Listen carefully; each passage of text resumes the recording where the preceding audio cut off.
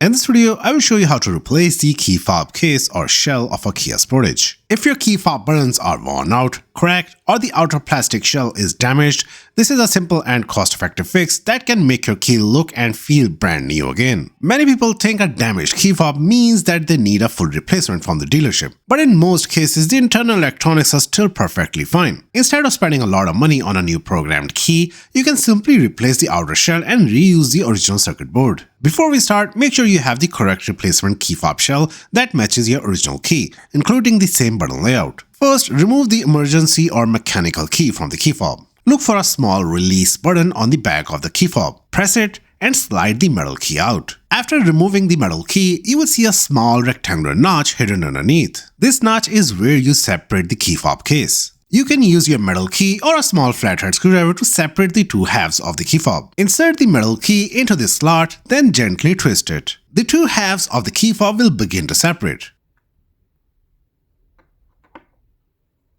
Lift the back cover off gently so none of the internal parts fall out. Inside the key fob, you will see the circuit board with the battery attached to it. Carefully lift the circuit board straight out of the housing. Separate the old rubber seal from the circuit board. Now take the new key fob case and place the circuit board directly into it, making sure it sits flat and lines up correctly with the buttons. Once the circuit board is seated properly, align the two halves of the new case and press them together firmly until they snap into place.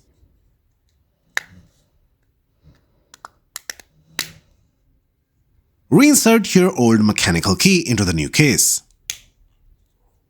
Finally, test the key fob by locking and unlocking the doors and checking all buttons to make sure everything is working properly.